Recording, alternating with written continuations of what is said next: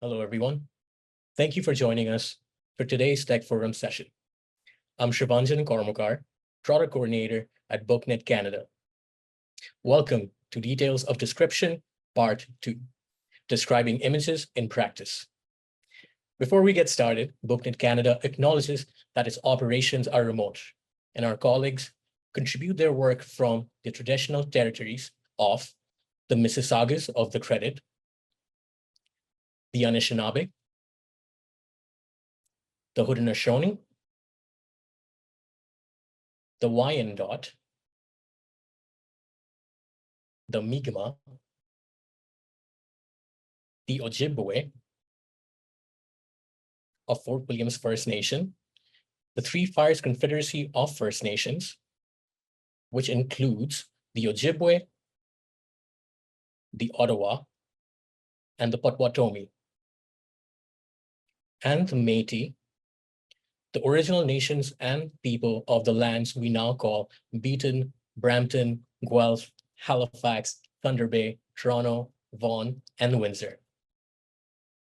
We encourage you to visit the native-land.ca website to learn more about the peoples whose land you're joining from today. Moreover, BookNet Canada endorses the calls to action from the Truth and Reconciliation Commission of Canada and supports an ongoing shift from gatekeeping to space-making in the book industry. The book industry has long been an industry of gatekeeping. Anyone who works at any stage of book supply chain carries a responsibility to serve readers by publishing, promoting, supplying works that represent the wide extent of human experiences and identities and its complicated intersections. We at BookNet are committed to working with our partners in the industry as we move towards a framework that supports space-making, which ensures that marginalized creators and professionals all have the opportunity to contribute, work, and lead. In the spirit of that acknowledgement, I confirm BookNet's and my own responsibility to mend the sacred hoop with Canada's Indigenous peoples, to be an ally to all Black, Indigenous, and people of color, and to unite and work alongside one another. For our webinar today, if you are having difficulties with Zoom or have any tech-related questions, please put your questions in the chat, or you can email techforum@booknetcanada.ca. We are providing live ASL and closed captioning for this presentation. To see the captions, please find the Show Captions button in the Zoom menu at the end of your screen. If during the presentation you have questions for us, please use the Q&A panel found in the bottom of the menu. Lastly, we'd like to remind attendees of the Code of Conduct. Please do be kind, be inclusive, be respectful of others, including of their privacy, beware of your words and actions, and please report any violations to techforum@booknetcanada.ca. Do not harass speakers, hosts, or attendees, or record these sessions. We have a zero tolerance policy. You can find the entire code of conduct at bnctechforum.ca/code-of-conduct. And now, let me introduce our speaker. Leah Brashew is an accessibility advisor and document analyst with the Public Library Services branch at the Government of Alberta, and a passionate advocate for accessibility and inclusive design. Previously, Leah worked for the National Network of Equitable Library Service, first as a production assistant, then as a project assistant, and finally as the Accessible Publishing and Resource Coordinator. With a background in library and information science and classical studies, Leah combines her love of books with technology and works to ensure that everyone can read what they want, when they want, in the way they need. Leah, thank you for joining us, and over to you. Thank you, Shivanjan, and everyone at BookNet and the interpreters and the captioners. Thanks everyone for working on this, and thanks everyone who is attending today. Yeah, I'm going to dive right in. I'm Leah. Hope maybe we've met, maybe we haven't, but I think my bio covered it, and I've got a lot to cover, so let's dive in. So today I'm doing details of description part 2, kind of a follow-up to the last presentation where I talked about, involving collaborators and working with a team. And today it's going to be a little bit more practical, going back to the guidelines, which I didn't really cover in that presentation. It's talking about real image description. So I am going to try to dive in. Come on. Yeah. So today we're going to talk about the guidelines. We'll talk about some techniques. We'll talk a little bit about collaborating, but you can really look at the first presentation for that. And then I've got a slide with a few resources on it. So starting off with the guidelines, maybe you're familiar with them, maybe not, but hopefully in the way I talk about it, you'll learn something new. We've got, I think, 9 here, and we're going to go through each of them, starting with decorative images don't need to be described. So the first thing you always want to do before you write that image description is decide whether or not it needs a description. Is it decorative or non-decorative? So that's, you want to ask yourself when you first face an image, is it important? Is it meaningful to the narrative or the content? What's the likelihood of it being discussed by readers? I'm going to turn my video off because it doesn't need to be on. And if left undescribed, would it have a negative impact on the reader's experience? So this is, as promised, this is the in practice seminar. So let's look at some examples that I've got here. This first one, so I took a picture of a page from a book. It's a chapter 9 from the Odyssey, titled In the One-Eyed Giant's Cave. And in the top right corner, there's a little graphic of 2 dolphins. And that's on every single chapter, the start of every single chapter. So when you come across an image like this, go to those questions. So number 1, is it important or meaningful to the narrative or the content? No. If this was a chapter about dolphins, maybe there is dolphins in the Odyssey, but this is the same image on every single chapter, so it's not important. What's the likelihood of it being discussed by readers? Almost nil. Not totally nil, but pretty close. It's not very exciting. And the last one, if left undescribed, would it have a negative impact on the reader's experience? Likely not. So this is one you could technically mark it as decorative. If you felt different, if you wanted to mark it up to give it a description and call it non-decorative, you could do, a graphic of 2 dolphins jumping. That's not going to be a problem for anyone. And at the same time, marking it as decorative will also not be a problem. So there's, it's always a little bit gray area sometimes. But my next image here, I have a page from a book called Worms Eat My Garbage. It's a composting book, and this is a list of food waste fed to worms. So on this list, there's apples, bananas, cake, pears, etc. And then on either side of that list, there's images of the food. There's apples, bananas, cake, pears, the same things. So is that important to the content? Nope. What's the likelihood of it being discussed by readers? Again, pretty much nil. If left undescribed, would it have a negative impact on the reader's experience? Nope. It would probably be annoying for a screen reader user to hear apple, apple, pear, pear, banana, banana.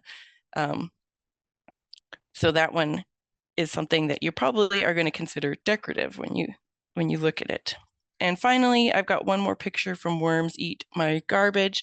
It's a page early on in the book, what to call your setup. The text on this page is illegible, but it's just about your setup. And then on the second page, there's quite a large drawing of a cute little worm wrapped around an apple core. So is this important to the narrative or the content? You know what? It seems like at a glance, maybe it's decorative, but at the same time, it is kind of meaningful to the content because it lends to like the vibe of the book, this happy little worm, throughout it's like cutesy. So if you're not describing this happy little worm, a person is not really getting the same, the person reading it with the screen reader is not getting the same book as a person who's getting to flip through and look at all these cute images. So yeah, if left undescribed, it would have kind of a negative impact on the reader's experience. Everyone needs to know about the smiling worm, even though you could maybe consider that decorative. So I hope that lends a little clarity to the difference between decorative and non-decorative.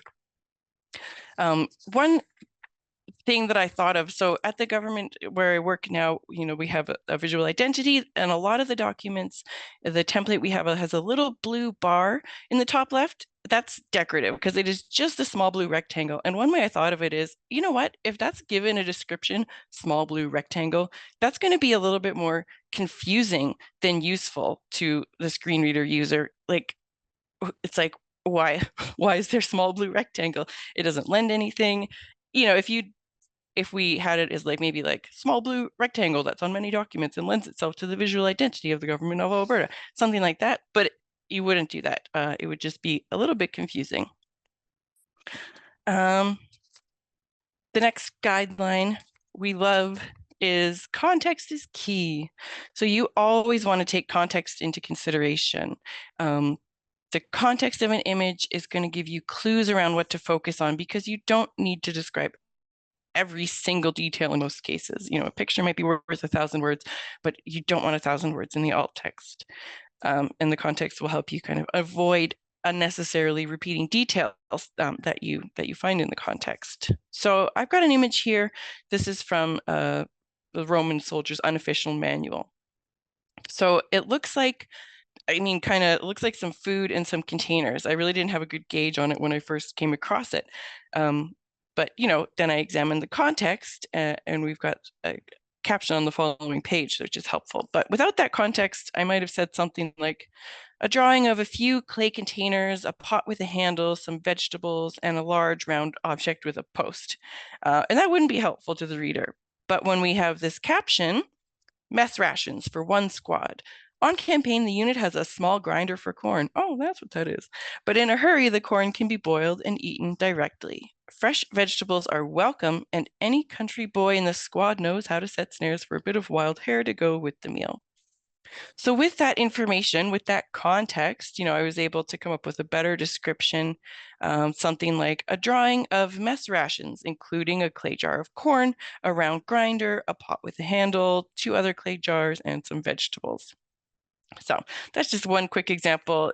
Looking at the context is going to really inform so much, which kind of leads into the next guideline, which is consider the audience, which is basically deeply a part of the context, but we like to pull it out and have it be its own guideline. So the audience is part of the context. Images might need to be described differently depending on whether they're written for a child or for an adult or maybe for a PhD student. And 99% of the time, you're going to be able to use the language, the tone, and the voice of a book to help you inform the tone and voice of your description, because that's going to be how the author is talking to the audience is kind of how you want to talk to the audience through these image descriptions if you're writing them, in-house, if you're not the author. Maybe there's authors here today, and then you don't need to know this. Of course, you'll already be writing for the audience in the image descriptions as well as in the text. Sometimes when you're thinking about audience, you might have a hard time with post-secondary or maybe even secondary level like textbooks. So you might need to kind of draw on subject matter specialists. And again, that's just being considerate of the audience and the information in the book. This next guideline is about writing clearly structured descriptions. So I'm going to go a little bit into depth here because organizing them is pretty important. Broadly, the way to think about it is work from the general to the specific. So consider that context, the reason for the picture being there, and this will inform the structure. So think about the kind of the big picture, and then you want to hone in on any key details. This necessarily, like I'm going to talk about being objective in a bit, but writing a structured description or writing description, it's always going to be subjective. Like what stands out to you in an image won't necessarily be what stands out to me. And of course, the context in the book itself will be a huge factor. But nevertheless, it's important to have that general structure, starting with the big picture and working your way down. So I have an image on this slide. It's the flowers of Elagabalus. He's a Roman emperor who is, said to have had flowers drop from the ceiling, so many that his guests maybe drowned in flowers. Nobody in this image is drowning in flowers. They are covered in flowers. They are blanketed in flowers. Nobody's drowning. It's a very pretty image of lots and lots of pink flower petals and Roman diners. So one way you might kind of structure the description could be 7 people recline around or a table on a marble stage among broad marble columns. Behind them, there's a statue of an adult, a child, and a dog. The room is in the open air, and past them, hills and mountains are visible. The reclining diners look out toward the floor in front of them, which has people lying on cushions, looking this way and that as thousands of pink petals blanket them. But this isn't ideal. I didn't start with the big picture. I started with the details. And as you maybe felt when I read that, it somewhat takes away from the impact of the photo, as I didn't describe the, kind of the crux first and foremost. So a better structured description might be: a group of Romans dine at a banquet, some at a table on a raised platform and some on the floor before them. The diners on the floor are being blanketed in thousands of pink petals that float down from above. So from here, you can get more detailed if you need to, depending on the context, like the diners on the platform look down on the guests who are barely visible among the petals. The room is open to the air and there's hills and mountains, that kind of thing. But you want to, kind of start with there's diners and they're getting covered in flower petals. You don't want to start with the full setting. So that's structuring a description, working from big to small. Next is to be, or to try to be, concise. So let's talk about this a little bit. So one of the benefits of paying attention to the context is that it will help you be concise. Like in the image we were just discussing, I could have gone on, and maybe if this was an art book with a section on this painting or a museum guide, that would have been appropriate. But in general, we want alt text to be short and sweet, or shortish and sweetish. A note on being concise before we get too far, a technical note I want to add is there's not too many places out there with short character limits, despite reading here and there that they exist. Like I've heard that, Facebook and Instagram have like 125 character limits, but I haven't experienced this. And I tested it. I typed far more than 125 characters into the alt text for Facebook and Instagram, and it just kept letting me type. So I wouldn't, shoot for 1,000, but you can be more than 125. So I know that kind of trips some people up to get it that short. And in alt text in an EPUB and in most of the alt text in Twitter, Facebook, Instagram, I'm not coming across that. I think Twitter has 1,000 character limit. I think that's the one I have seen, which is much more than 125. So yeah, we're not, no, sorry, wrong point. So I just wanted to mention that. So that's that all said, you don't want to be going on and on describing every detail in a particular image, unless it's a museum guide or something. Not only is this difficult for the person who's writing the description, it can also be distracting for the reader, or, at worst, it can lead to cognitive overload, which is when a task demands more processing capacity than the capacity our cognitive system has. When that happens, we experience cognitive overload.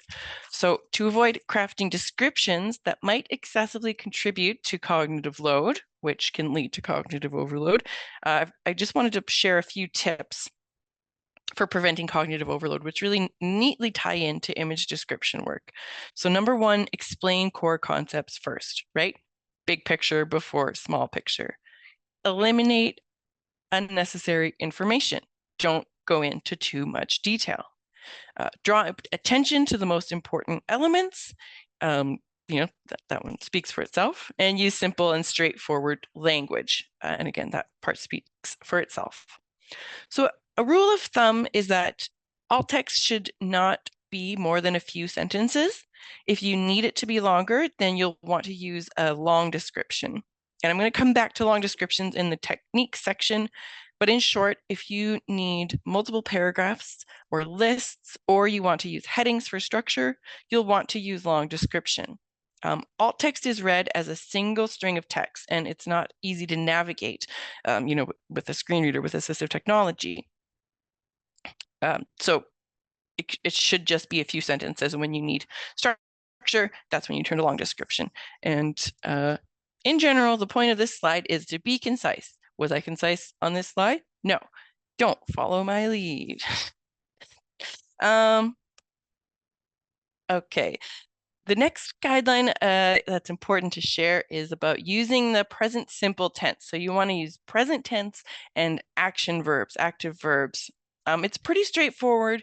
Using the present tense and action verbs will help you be concise and clear. So let's take a look at two approaches to describe this image here, which is a panel from a Spider-Man comic. So in the present, and I actually taught myself a little bit about grammar when I was working on this. What I have seen a lot is the present continuous tense. For some reason, it just kind of seems natural when you're writing, but then when you read it back, it doesn't seem great for an image description. So the present continuous tense description of this panel from the comic is: a few minutes later, Peter Parker is looking up at a wrestling ring where a bald, muscular man in briefs is holding a slightly smaller but still muscular man in the air over his head. Peter is stroking his chin and thinking, this will be a good chance to test my power again. A large sign by the ring reads, $100 to the man who can stay in the ring 3 minutes with Crusher Hogan.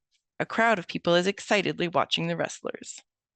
So you maybe you did, maybe you didn't get the feeling that this was a little clunky, grammatically. So let's hear the present simple approach. Let's smooth that over. So I'll read this one as well. A few minutes later, Peter Parker comes upon a wrestling match where a bald, muscular man in briefs holds a slightly smaller but still muscular man in the air over his head. Peter strokes his chin and thinks, this will be a good chance to test my power again. A large sign offers $100 to the man who can stay in the ring 3 minutes with Crusher Hogan. A crowd excitedly watches the wrestlers. So I mean, for me, that reads as much smoother. So we're probably all on the same page there.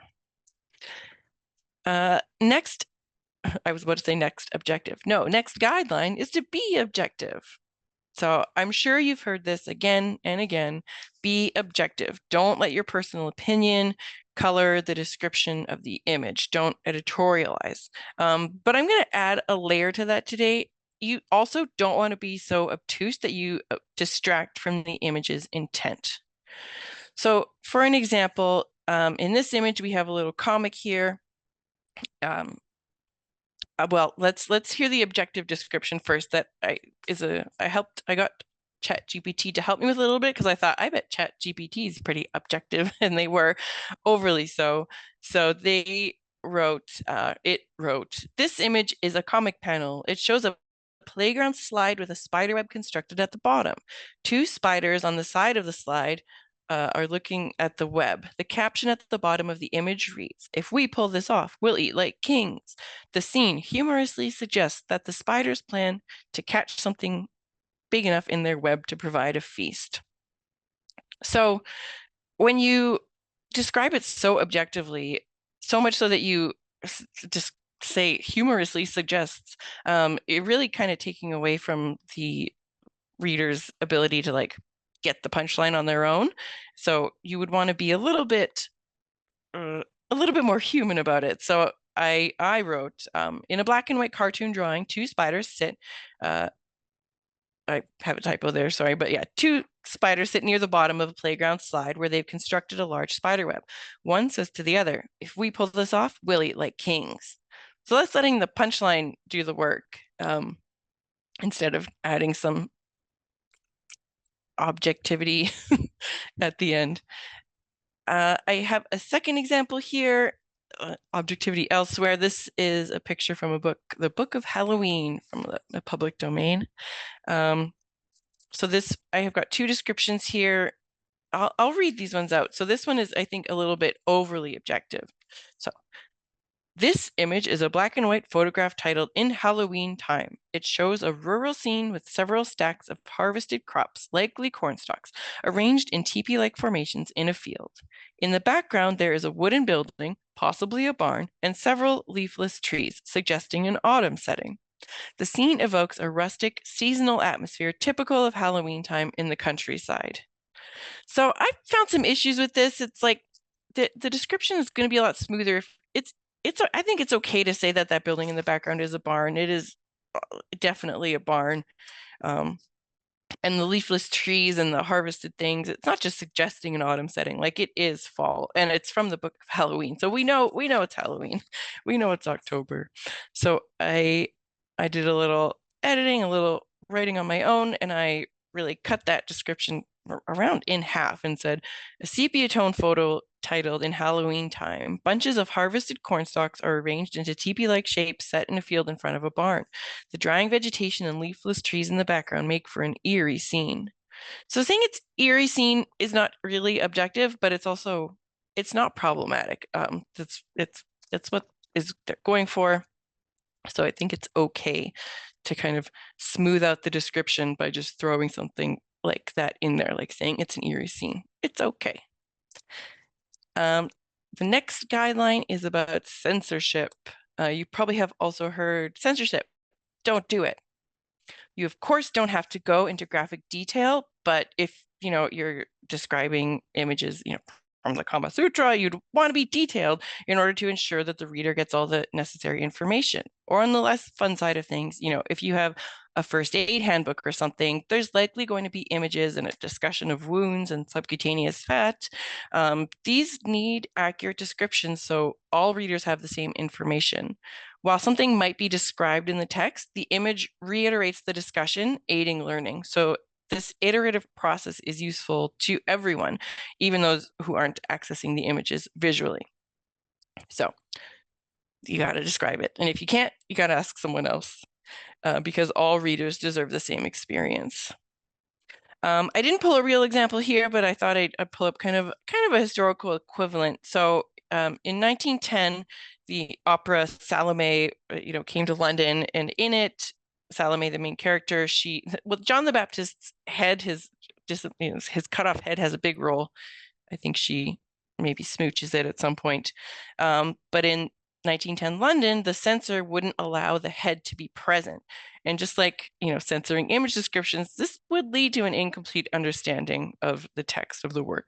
So just pictured here, I have an image from a newspaper, like a political comic, where the text reads, Salome without the Baptist's head. And in the picture, Salome is holding an empty platter, and which is the vessel she generally carries the head on.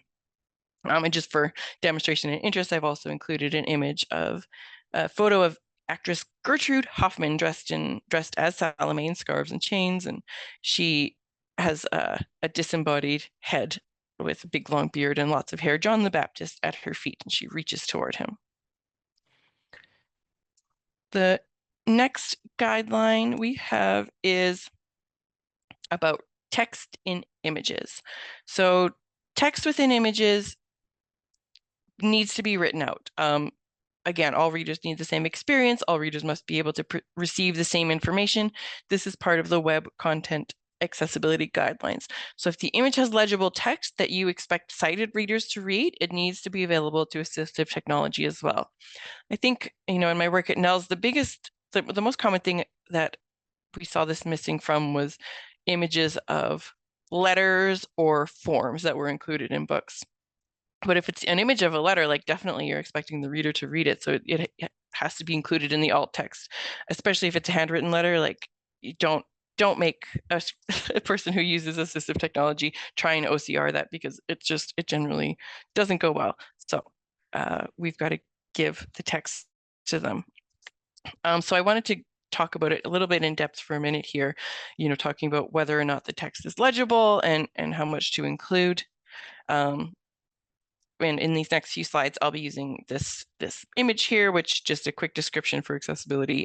It's a vintage full-page ad for Camel cigarettes. It features a doctor answering the phone from bed saying, "I'll be right over." An extensive text throughout the page talks about how doctors who care about you also choose Camel cigarettes. So I thought this would be an interesting one to see how ChatGPT dealt with it. And I'll share this description here and then we'll talk about it. So ChatGPT said, "This image is a vintage advertisement for Camel cigarettes. The ad features a doctor in pajamas sitting up in bed, talking on a phone with a look of concern on his face. Next to him on the nightstand are a lamp, an ashtray with a cigarette, a clock, and other items. The text at the top left says, "I'll be right over." Below that, it reads, 24 hours a day, your doctor is, quote, on duty, guarding health, protecting and prolonging life. This is followed by a passage emphasizing the dedication of doctors to their patients. The main slogan in the middle of the ad states, "More doctors smoke Camels than any other cigarettes." The text further claims that, according to a recent nationwide survey, more doctors choose Camel cigarettes over other brands. At the bottom right, there's an image of a pack of Camel cigarettes with a smaller inset of a woman holding a cigarette. The ad includes text promoting the smoothness and taste of Camel cigarettes, appealing to both doctors and the general public. So this is not bad. It doesn't include all of the text on the page, which, to be fair, like in this version that people attending this session right now are seeing, not legible. So it kind of makes sense. But it was legible in the version that I gave to ChatGPT. So they kind of picked and choose, and it read it and developed its own description. But I think, before I continue talking about text and images, I just want to flag something. Maybe you caught it, maybe you didn't. ChatGPT makes mistakes, and I'm going to come back to this in a bit, but this says, next to the doctor on the nightstand, there's a lamp, an ashtray with a cigarette, a clock, and other items. So what ChatGPT did there, I guess, was see this pencil and thought, oh, given the context of the ad, that's going to be a cigarette. But it's not a cigarette. It's a pencil. There's not an ashtray. There's a pad of paper. So if you're looking to ChatGPT, definitely be careful, because it's going to make stuff up. And I've seen that more than once, and we'll see that again in a little bit. But nevertheless, especially for something like this, a complex ad, it can be kind of useful. So that's the ChatGPT version with some mistakes, interesting, but not including all the information. So here I pulled a human example, a human written example, I'm the human, and I did include all of the text on the document. I'm not going to read the whole thing. If you get the slides, if you want to read that, it's fine. It's just talks about doctors and how they're great and what do they smoke, and there's also something about the T-zone test will tell you if Camels are good for you. T is for taste and T for throat. So if they taste good and they are smooth on your throat, then you want Camel cigarettes. I'm a pretty good salesperson for Camel cigarettes today. But this is what you would want, this full text, in a linked long description if you had this much text in an image. So I just wanted to demonstrate that. If the text was illegible, then you could shorten it up. I've got an example here that it's close to the ChatGPT's version because it just has the big text and the images discussed. But it has a little bit more than the ChatGPT said, because we can read more, like camels, costlier tobaccos, and that kind of thing, and they hadn't included that. And that is my work on guidelines. So yeah, and I kind of ChatGPT'd it up a little bit at the end there, but text and images needs to be included as long as it's legible is the big guideline takeaway there. Okay, so now I'm gonna play with these guidelines a little bit, and I've got some techniques and approaches here. So I invented these two titles of approaches that I'm going to talk about right now. So this first one, when writing alt text, we've got the quick glance approach.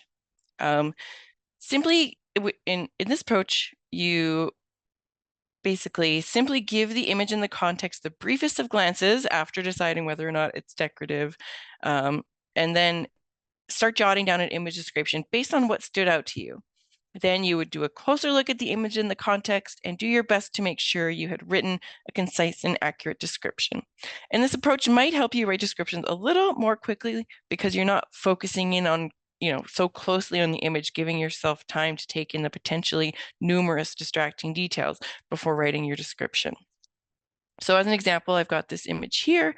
The caption is English ivy in a bottle. It's like a glass bottle terrarium. So in the quick glance approach, I just took a quick glance at that, looked away, and wrote a quick description: a large spherical terrarium with English ivy inside. And then I went back to the image to see, is there anything else, really important there? And I thought, what, maybe we'll add, it's in a dark room and a lamp shines onto it. Just FYI, there's a lamp in the image. I took a picture of this page with my phone. It's glossy paper, so there's actually a shine of light over where the lamp would be. But underneath that glare, there is a lamp. I'm not just making it up. So that's one approach to description. And this is, good for not too complicated images. Just take a quick glance, write something up, and then double check with the image. The next approach I've titled the keep on staring approach. So this approach is what I think a lot of us do. I've done it, and I can't really recommend it, but for the sake of discussion, we'll talk through it. So in this approach, you start the same way. Determine if the image is decorative, think about the context in the audience, think about what stands out to you, and then get writing while continually looking back and forth between the image and your description. And then review the image and the context one more, edit down the description, and cut unneeded things. So with that, we're going to be still thinking about that same image. So knowing myself, I gave myself the time and space to consider this image and the context so closely. And this is what I ended up with. A large terrarium around 18 inches in diameter containing vines of English ivy. The clear glass of the bottle is foggy inside from the humidity within. The bottle stands in a darkened room. A small spiky plant stands behind it, and floral curtains are visible in the background. The curtains are drawn and the room is dark and the terrarium is lit by a single lamp. So that's a lot of description, which is not necessarily a terrible thing if you have the time for it, but if you're depending on the context, of course, context, how in-depth you want the description to be is going to be a factor. And I think this is a little too much information for something that is not really important to the book. It's just a terrarium. So if we took that description, edited it down, we would maybe end up with something like a large spherical terrarium with vines of English ivy inside, lit by a single lamp. Floral curtains are drawn and the room is dark other than lamplight. So maybe you'd end up with something like that, but probably it would take a lot longer to get there because you're trying not to miss everything. So I like the quick glance approach, and I highly recommend giving it a shot. And do try out different approaches that work for you. Now, this one I don't have really an example for. We've talked about it earlier in the presentation moments ago, the ChatGPT collaboration approach. So again, decide if an image is decorative, think about the context in the audience, think about what stands out to you, copy the image to an AI and tell it to describe the image, and then use this as your starting point. Review, edit, correct, and refine what the AI returns. So you can definitely give that a shot. But now we're going to turn to talking about long descriptions a little bit and make sure I'm on time. Yes, pretty close. So long descriptions are longer descriptions, multiple paragraphs, lists, tables, etc., that you include elsewhere in the book. You link out to them from somewhere below the image. In the alt text, you would say, you would give a really short description and then say follow link below for long description, that kind of thing. And then a person could read that there. So long descriptions are used for things like graphs, maps, and charts. So I'm going to talk a little bit about each of those, so we maybe feel comfortable when we come across it. So starting with graphs. How do we begin? Review the context of the graph. It could be fully described in the text, so take a look. And because not all graphs are going to require a long description, especially if they're discussed in depth in the text. But if it does require a long description, in that long description, you'll want to provide the title of the graph, its purpose, the layout, and the information on the X and Y axes. You can also provide an overview of the info shown on the graph. These things you can include in the alt text, and then if more detail is needed for understanding, write that long description. It could break down all of the info presented by the graph, or it could be provided, maybe as a data table if appropriate. So here I wanted to share an example where you probably wouldn't need a linked long description. So this is a graph displaying the observed and predicted Australian Post output value over time. And in the alt text I've written, dot graph displaying the observed and predicted values of the Australian outpost from 1976 to 2002. the years are on the x-axis, and total output value is in millions of dollars is on the y-axis, ranging from 400 to 4,000. And then I talk a little bit about the observed and predicted values. They're nearly identical, and the value increases steadily each year from 500 million in 1976 to 3.9 billion in 2002 at a rate of around 100 million per year. So depending on the context, maybe it would require a long description if this was not well discussed in the text, and maybe if each data point was available to you, you could build a data table. But if this is just something that people are only expected to look at for, a quick minute, then you can just have that kind of shorter description. But I have a complex graph here that I wanted to talk about as well. So this one is kind of a chart, but charts are graphs. This is a pie chart. It's just so it can be here. So looking at this causes of mortality in the Army from 1854 and 1855, it's pretty clear that a long description is going to be needed, because we're looking at pie charts with multiple sizes, like heights of each piece of pie, and there's multiple colors per piece of pie as well. So for the alt text, I drafted diagram of the causes of mortality in the Army in the East from April 1854 to March 1855. Data is shown as a pie chart with wedges of different sizes and heights and multiple colors per wedge. Follow the link below the image for a long description. And then I gave a bit of a long description here. I'm not going to read it out, but it breaks down, the colors of the wedges, what they mean. I included the text from the page, and this is a bit of an example of a long description and how you get to that with the alt text. Now I want to talk a little bit about maps. So just like any image, when you come across a map, review its context. Maybe it's fully discussed in the text. And again, just like graphs, just like any image, not all maps require a long description. But if it does, in the alt text, you'll include the name and the title of the map, and maybe a description of the legend, depending. Maps can become quickly overwhelming. So describe it in a really structured way, like maybe by quadrants, top left, top right, by compass directions. This makes a lot of sense for maps, northeast, northwest, etc. If it's really detailed, maybe use the hours of a clock face to kind of describe it. I didn't get a map description example in here today because it's a lot to cover, but I did link to the diagram center, which has examples. So you can grab that from the slides. Natalie, sorry, I didn't send that link to you. But if you Google diagram center image descriptions, that'll get you there as well.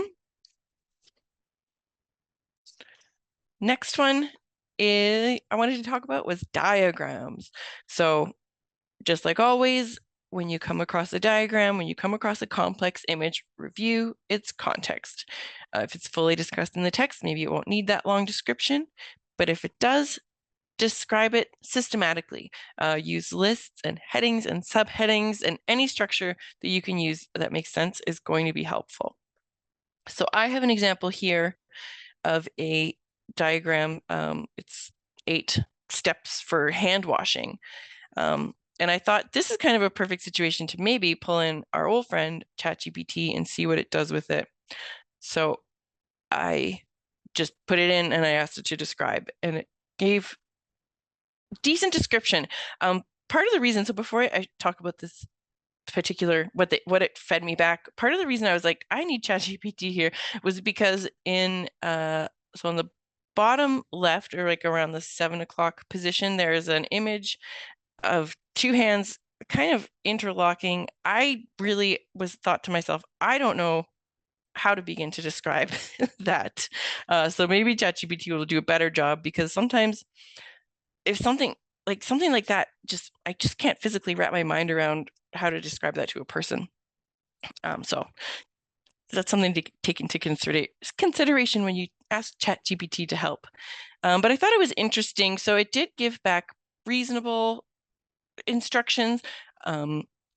Shows a series of steps for hand hygiene. The steps include apply soap, rub palms together, rub the back of each hand with with other fingers interlaced. So it gives good details for each one. It missed some things though, like number 1, it said apply soap, but it doesn't say apply soap with your elbow. To dispense the soap with your elbow, which is really what's being demonstrated in that picture. I think they also, had to miss some things. There's an image of a clock indicating the process should take a certain amount of time. Well, it's telling us 30 seconds, like half of a 1 minute clock face is green. So we know that it's 30 seconds, but that wasn't, the computer couldn't get that.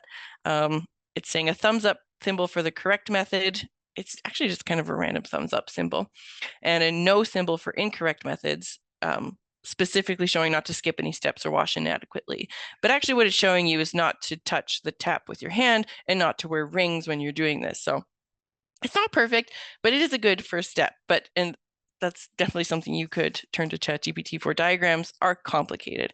But whether you're doing it yourself or enlisting AI, just do it step by step and use lists and use headings and use structure. And that's really the heart of things. So in my previous presentation, I talked all about collaborating with colleagues, with authors, with AI, etc. And I don't have too much to add to that. But nevertheless, I just am going to advise a bit of caution.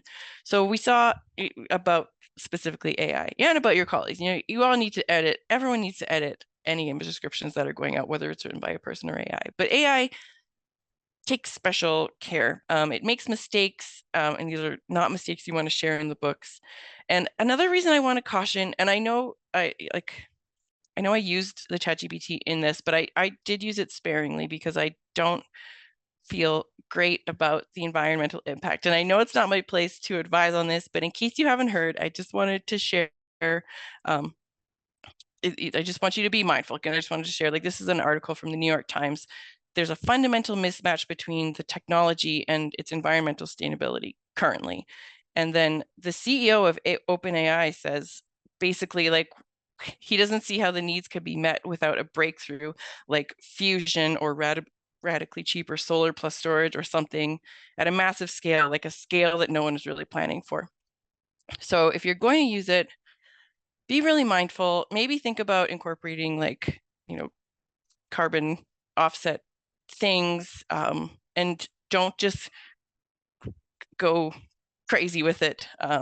Testing, like, I know image description is hard, but if you have the capacity at all to do it, with people in-house, not with publishers, your publishers, most of you, with authors, please try and do that. Okay, so that's my little cry there. And collaborating with people, that's great.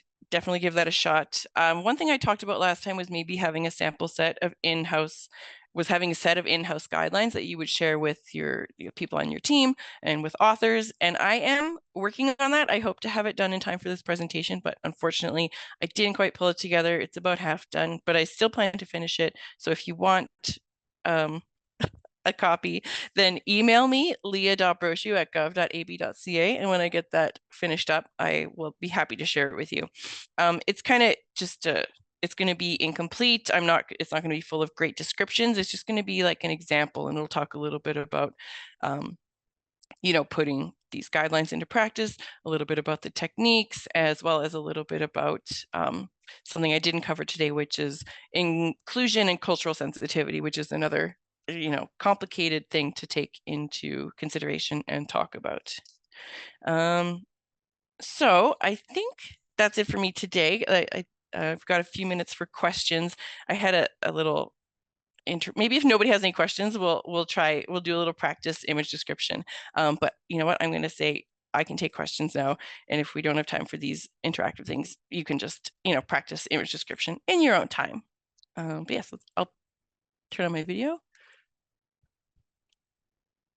And if anyone I think there's probably some questions, but maybe someone can point them to me. Thank you, Leah. That was incredibly insightful. I'm sure everyone here found it as helpful as I did. I definitely learned a lot of new things. We do have some crowd attendees questions. I'll start with the first one.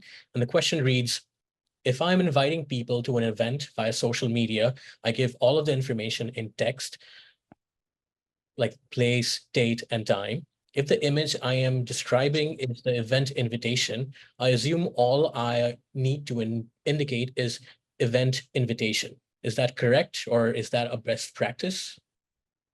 Um, yeah, that's pretty much correct. I think you could consider it a best practice, but I think one thing to keep in mind is to like make sure that the person knows that all the information has been shared with them. So maybe say event information, event information in the alt text, and then say all info provided below kind of thing. So that someone isn't like, well, what am I missing? What else? What other information is in this picture?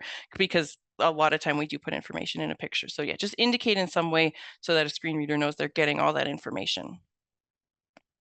Amazing. Thank you for that. Our second question reads, most of what I have to describe are headshots. Any tips on describing people? I always struggle with how much detail to include. Eye color, which isn't always the apparent in low resolution, hair color, hairstyles, and how to describe ethnic hairstyles accurately. How much detail to add about skin tone and features, manners of dress, and how many accessories that the subject is wearing are important to include, whether the person is wearing makeup or not. Um, I'm gonna be a little bit. I'm gonna cheat here and say that's like an in-house guideline you might want to kind of develop for yourself. You probably want them to be standardized, but how much depth you want to go into is it's so dependent on the context, and in this case, not the context of the book, but the context of the situation. So yeah, I was always, when I'm doing like author photos, I was always pretty loose with it. I did say, middle-aged or young adult, but well, a lot of the time I just I went with the simple description. They've got glasses, they've got dark hair, and I think one important thing is, especially if it's a headshot or if it's like an author photo, one thing I tried to focus in on was like the vibe they were putting out. So a lot of times maybe they're being silly in the picture, or maybe they're being like really serious in the picture, and that's like to try to get at a little bit of who the person is and what they're saying about themselves with like how much accessories they're wearing, something like that. I hope that's a tiny bit helpful. It's not simple. But yeah, I think developing some guidelines for yourself and trying to capture that vibe in the best way you can is what you're wanting to go for. Thank you. Yes, I do agree. Guidelines are always very important. Uh, our third question, this is something I'm interested in myself. Are there any resources for how to write long descriptions for sheet music? Oh, I feel like I don't know of any. I know that there is sheet music code. I can't remember what it's called. Is Rianne Lepere here? Um, if that person wants to email me, leah.brochu@gov.ab.ca, I can get back to you. Yeah, I don't know about, I know a person who works with accessibility who also is a musician, so she'll know, but I don't know. Thank you, Leah. Our next question, would you recommend using AI as a starting point with human interaction, or should it only be used if the writer has a hard time writing the caption? I would definitely say only use it if you're having a hard time. Like, be mindful of that environmental impact, and also be mindful, like, especially if you're new to image description, it is a skill. Like, it's an art and not a science, and it's a skill that you can work on and that you will improve at and that you will get faster at. So I would say work on it. And if you're having a really hard time, then see what the old computer has to say. Thank you. And now for our next question, are there any pros about putting alt text in the metadata of an image? Sigil will now add such info into the alt text in the EPUB.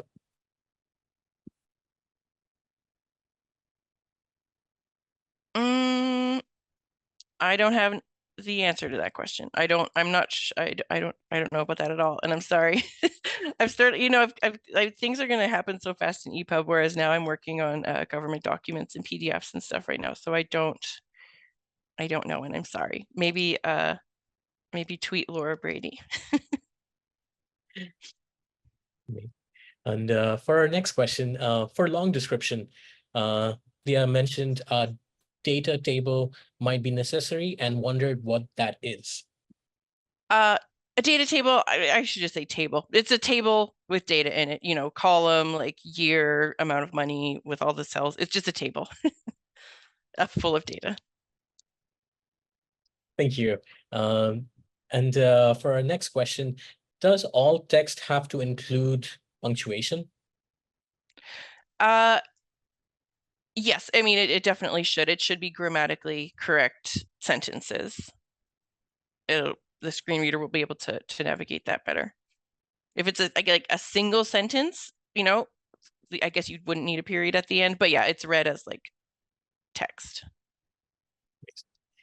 How does writing image descriptions for children differ from writing them for adults? That's an interesting question. That's kind of hard to address. I mean, I think you just have to play with it and see how it's different. I think especially in a children's book, like there's often going to be a lot more whimsy. So maybe you want something lighter and you know, more flowy that really goes with the text. Whereas, you know, if you have a memoir and there's a picture of a person like accepting an award, like that will be dull. So it, I mean, not to say that grown-ups are more boring than kids, and the kids are way more fun, but I think, yeah, it's a different approach, and that is just like being mindful of that context and that audience, because you don't want to have like really clinical descriptions of things for kids. Otherwise it'll take them right out of it. And you don't want to have like too silly descriptions for adults, because if it's not a silly book, then that they're not going to like that either. So yeah, it's really just about, yeah, the context and the audience. Amazing. Thank you for that. You mentioned that while describing panels in graphic novel to use present simple tense. Besides that advice, are there other advice that you would share with our attendees who are working on writing alt text for multiple panels of in a comic book? My best, hottest tip is to read the literary image description guide. It's on the APLN website. That's in the resources. They have a whole guide, and it's basically just about that. They cover some children's books too, but there's graphic novel stuff in there. So I'm not going to try to say anything in 1 minute. That's yeah, Natalie put that in the chat. Thank you so much. There's a link to the a resource guide called literary image descriptions, and it is precisely like yeah, graphic novels are covered in there. Oh, I think you're muted. Thank you. And for our last question, what do you put in the code for alt text when the image is decorative? Do you just leave it blank? Yes, with nothing between the quotation marks. So a decorative image in the alt text goes alt equals quote quote with nothing between those two quotes. And if you want to add an ARIA role of presentation, you can do that as well. That kind of just doubly tells the program that it's a decorative image. But the important thing is having alt equals quote quote, so there's nothing between those quotes. Thank you. And I think that will be all of our questions. Thank you so much, Leah, for joining us today. Before we go, we'd love it if you could provide feedback on this session. We'll drop a link to the survey in the chat. Please take a couple of minutes to fill it out. We'll also be emailing you a link to a recording of this session as soon as it is available. To our attendees, we invite you to join our upcoming session, Applying AI to Publishing, a balanced and ethical approach scheduled for September 10th. Find information about all upcoming events and recordings of previous sessions on our website, bnctechforum.ca. Lastly, we'd like to thank the Department of Canadian Heritage for their support through the Canada Book Fund. And thanks to all of you for attending. Thank you.